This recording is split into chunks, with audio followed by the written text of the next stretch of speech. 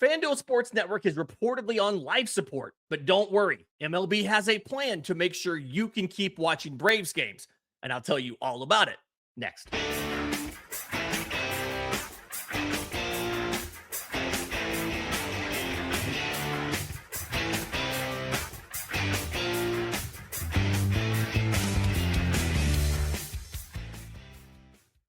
Welcome on in to Braves Today for Monday, December 23rd, your source for news, notes, and updates on your Atlanta Braves. I'm your host, Lindsay Crosby. Follow me on social media at Crosby Baseball. You can follow the show on X, Braves_today.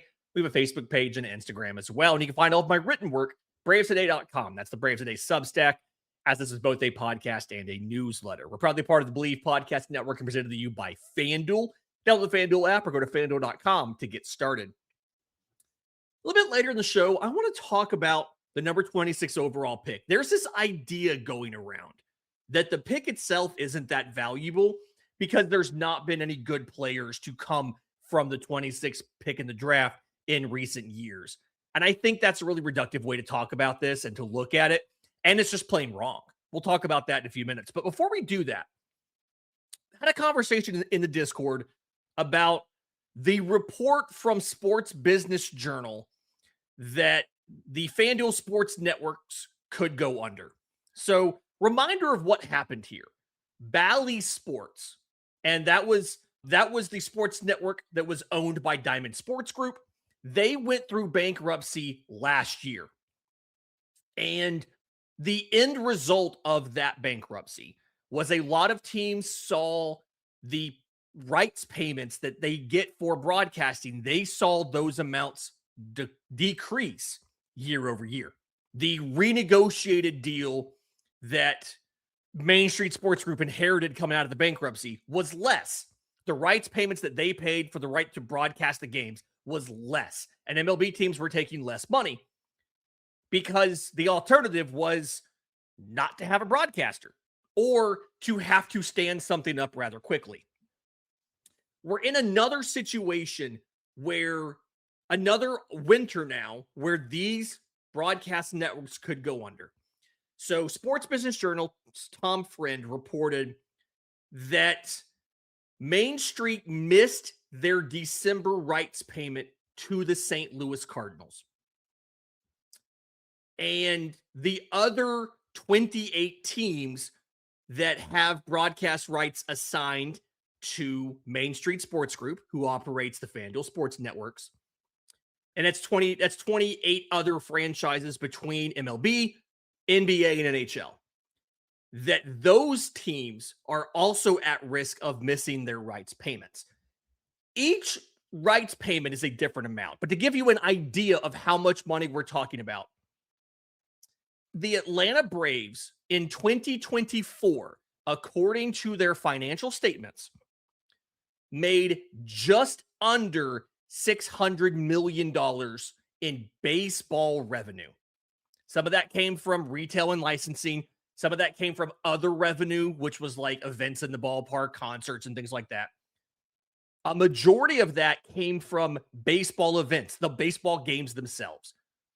Just under $348 million from the gate, concessions, all that stuff. But just over $166 million came from the broadcast deal. So 25% of Atlanta's baseball revenue came from their broadcast deal. And clearly, if FanDuel Sports Network dissolves, if it goes away, that's a significant part of income that the Braves don't have. It's just gone. And we saw the predecessor, right? We saw Bally Sports Network give up the rights to some teams. MLB took those rights on, and those residents of those broadcast areas had to pay the league directly for streaming access to it. Padres.tv. And so, instead of MLB.tv, Padres.tv, Rockies. I think Diamondbacks were in there, right? And so because of that situation where Diamond Sports as they were heading towards bankruptcy, was starting to miss these payments and give up the rights to certain teams. And MLB had to scramble to get a broadcast thing stood up so fans could watch their games. Major League Baseball has been preparing. They've been trying to get ready for this. So there's a couple things that could happen if, in fact, FanDuel Sports Network dissolves. And what they're trying to do to avoid that, they're trying to sell to the sports streaming platform DAZN, DAZN. And that is something where they are mostly British and international content. Britain, Germany, Italy, Japan, Spain. They broadcast the FIFA World Cup. And then in the States, most of what they broadcast is boxing and MMA. So they would integrate what Diamond Sports Group, now Main Street Sports Group, has, which is NBA, NHL, MLB. They would integrate that into their thing. According to the sources that reported to Sports Business Journal, Main Street Sports Group has to close that sale in January. And if they don't, they will have to wind down and dissolve the business towards the end of the NBA and NHL regular seasons, which means that there will just be broadcasts that go away. If you look at the NBA schedule, as far as when the NBA schedule ends, it runs all the way, like, was it week 20? I think it's week 25 of the year is early April. And so you would be looking at, in the Major League Baseball season, they would stop broadcasting. FanDuel Sports Network for Atlanta that covers the Braves would just go away. MLB has a plan here, just like they did with the Padres, with the Rockies, with the Diamondbacks. MLB would take those broadcast rights and set the teams up through MLB.tv. And when they did that for the Padres and the Rockies and everybody else, they hired all of the staff. So theoretically, you should still get Brandon Gott. You should still get CJ Nikowski and Wiley Ballard and all of our friends over there on FanDuel Sports Network. And instead of having that as part of your cable package or paying the fee to stream that to your device, you would pay MLB directly to watch Braves games on MLB.tv. And Rob Manfred said back in, I want to say this was September, maybe? He said in September that by 2028, the league thinks they will have the local broadcast rights for all 30 MLB teams. So the idea would be they would start off with the teams they already have, right? The Rockies, the Padres, whatever. They would add the FanDuel Sports Network teams as soon as that went down. So 26, I guess, or whatever. And then by 2028, assuming they can convince some of the teams that have really good broadcast deals and own their broadcaster, I'm thinking the Yankees and YES. I'm thinking the Red Sox with Nesson, the Cubs with Marquee. The Dodgers don't own Sportsnet LA. I think they have a stake in it, but it's a very lucrative broadcast deal. Assuming they could get those teams to come out of those deals and join this, MLB would have all 30 local broadcasting rights, meaning if you're an area that's blacked out on MLB.tv, now you would no longer be blacked out on MLB.tv in this scenario. And then all of those new deals that MLB just announced with ESPN, with Netflix, all of those new Apple TV, all those new deals that MLB just announced, those all also are all up in 2028. So by 2028, Rob Manfred believes the league will have the local broadcast rights, the national broadcast rights, all available. And either they could put them all on MLB.tv for a fee, right? Or they could go out and package and sell them in the marketplace for new rights deals. So MLB has a plan to make sure that you will not miss Braves games. Now, the way you watch them may be different. If you have a cable package now, FanDuel Sports Network is how you watch Braves games. That would not be part of this option if the January sale to DAZN does not go through. Instead, you would have to start watching on MLB.tv. So you'd have to start watching on the MLB.tv app, streaming that to your smart TV, to your computer, your phone, your iPad, whatever it might be. But MLB has a plan to make sure that no matter what happens, worst case scenario, you will be able to pay them directly and watch every in-market Braves game that's not on a national broadcast. It's scary. Remember what I said about the income. It's 1/4 of Atlanta's baseball revenue. And all of the teams so far that have swapped from the broadcast model because they got dropped and they've swapped to the streaming model, right? You sign up if you want to watch them. Every single one of those teams has seen lower broadcast revenue. Every single one. And so that's a big unknown. We don't know how much money Atlanta would make, the Atlanta Braves would have, if that 1/4 of their baseball revenue went away and was replaced by some other number, which we assume it would be a decent number. The Atlanta Braves market in MLB, how they distribute geographically, is one of the largest by total number of people, right? I mean, it's huge. It's geographically one of the largest outside of some of the Midwest or some of the Western countries, states, whatever. But there's a lot of people in Braves country, right? It's Alabama, it's Georgia, it's Tennessee, it's North Carolina, it's South Carolina, it's Mississippi. I think it's maybe a little bit in Louisiana. I'm not 100% for sure. But like, it's a really big broadcast market. But would enough people sign up to replace the $166 million you made in 2024? Probably not. I think those other ones are priced at like $30 a month for Padres.tv and Rockies.tv and all that. I don't know what Atlanta would do or what adjustments they'd have to make if there was less money. I know that MLB did something financially to help out those clubs in the first year of the transition, as far as making up some of the money they lost when they were dropped by then Bally Sports. I don't know what the league would do if almost everybody was dropped. It's a big unknown.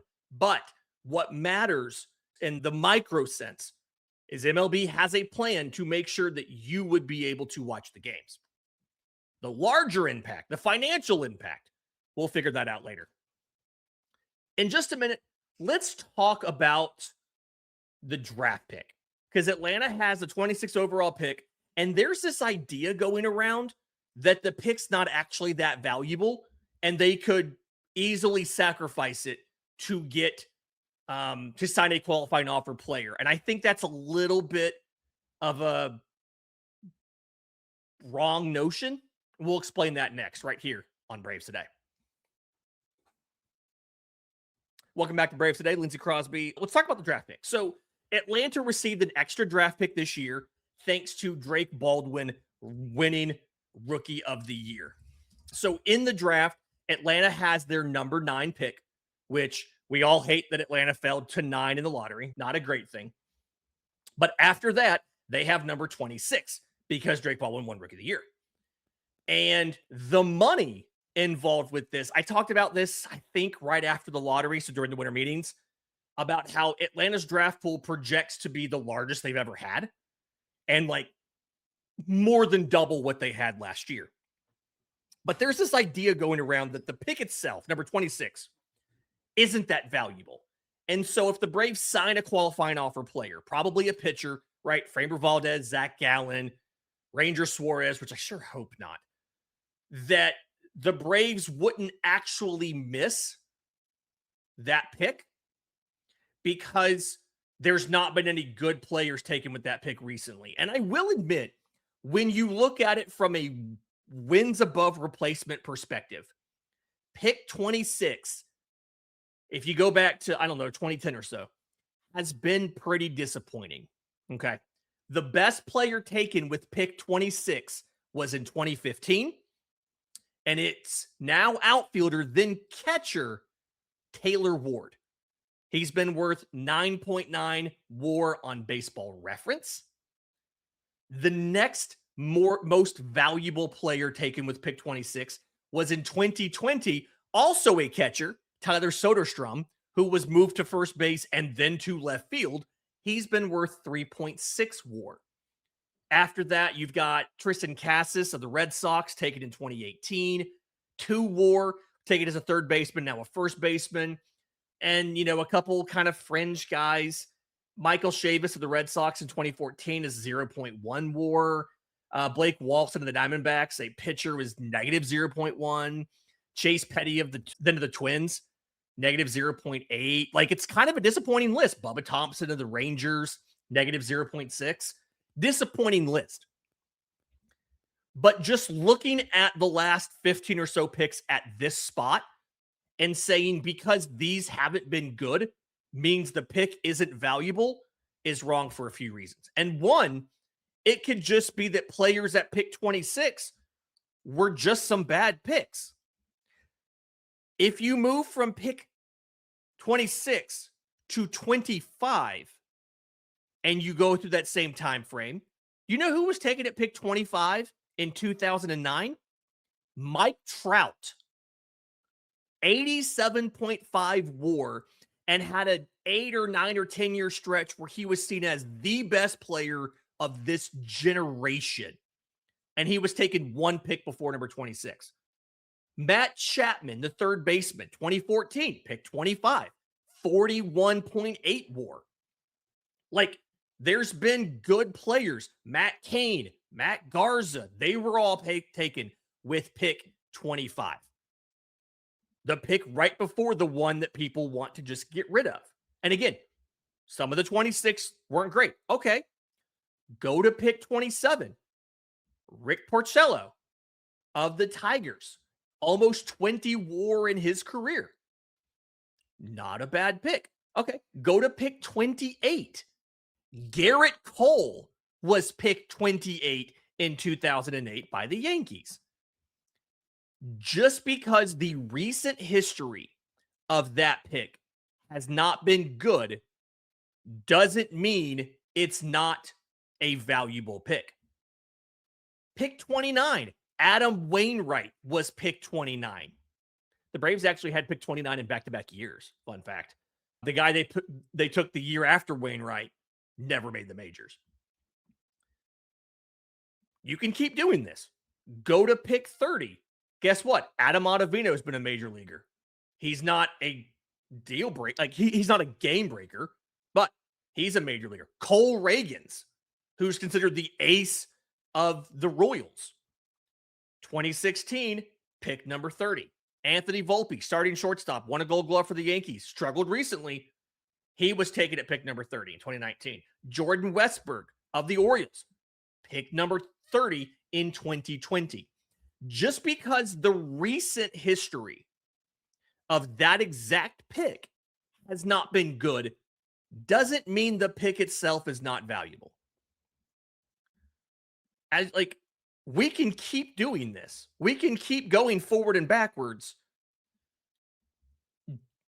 and finding really good players at every draft position, but around pick 26. Just because other teams haven't used that pick very well doesn't mean it's not a valuable pick. Pick 25, Atlanta took Jared Schuster in 2020. That didn't work out. Does it mean pick 25 is not a valuable pick? It just means you made a bad pick. Again, Matt Chapman, Mike Trout, they were 25th overall picks. Joe Ross, Matt McClain, who we all like. You have some of the top prospects in baseball were taken here. George Lombard, taken by the Yankees, pick 26. Noah Schultz with the White Sox, pick 26 in 2022. And I've alluded to this a little bit earlier, but the other thing about this pick isn't just the pick itself, the actual draft pick, and the player you select, but it's the money involved. Right after the draft lottery, like that night, December 10th, December 9th, I wrote a newsletter that came out the next morning about Atlanta having 3 top 50 picks and some of the approaches you can take with those and how you could handle those. And there's been multiple teams who have had multiple picks inside the top 50, and they were all able to get good players with those picks because the money all adds up, right? You add the value of these picks up. And the Braves have been very good almost every single year. It feels like the Braves save some money early with some of their picks and turn around and get guys a little bit later in the draft with that same money. I think a great example of this is 2021. Atlanta took Spencer Schwellenbach at pick number 59, kind of right around where he was projected, but they saved some money. The value of that pick was $1.19 million. They paid him $1 million. They'd saved a little money with their first pick, Ryan Cusick from Wake Forest at 24. They saved another $130,000. They went way under slot with pick 96 with Dylan Dodd and saved another $500-something thousand. They took all of that extra money in the 7th round and got AJ Smith-Shawver. He was the 7th player that Atlanta took in the draft. He got the 3rd highest bonus of any of them. He got almost $1 million in the 7th round.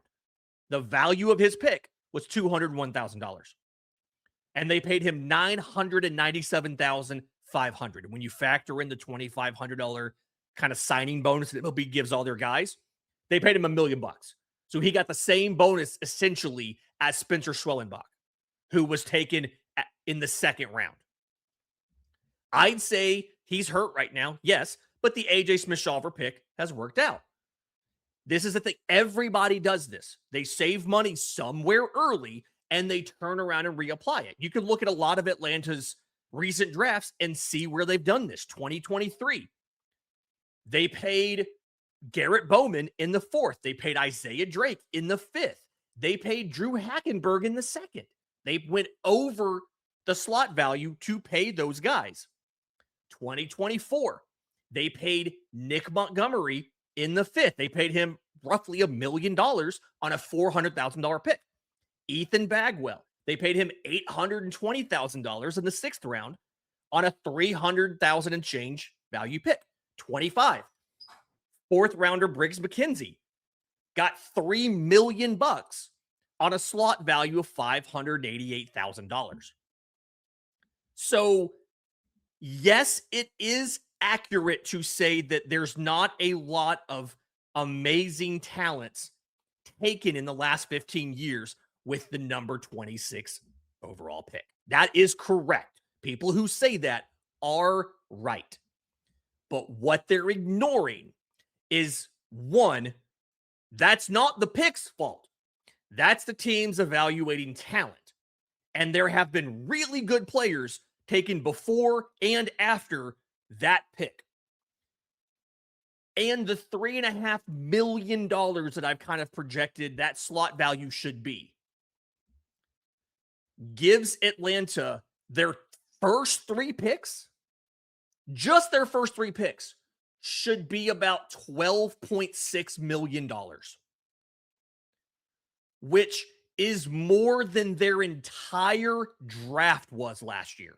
Their entire draft was $9 million. I guess there's 2 ways you can look at this. You can say, if you give up pick 26 for a qualifying offer player, you still have last year's money to work with. Or you can say you did everything that you did with last year's money. Now imagine them having another $3.5 million on top of that. And that's just the first 3 picks. Give or take whatever the qualifying offer picks do and all of that. The math that I figured out for the entire draft pool should be over $16 million. So it's like 170 something percent of last year's draft. And if we're happy with the talent Atlanta was able to bring in, especially on the position player side, right? The Alex Lodis, the Tate Southasine, the Cody Miller, like bringing in all of these position players that Atlanta desperately needed, and then still being able to get some intriguing arms like Briggs McKenzie. And you did all of that with just over $9 million. Imagine what they can do with $16 million. Ronit Shaw can cook in this draft if you give him the money and the picks to use. I'm not saying you can't sign a qualifying offer player.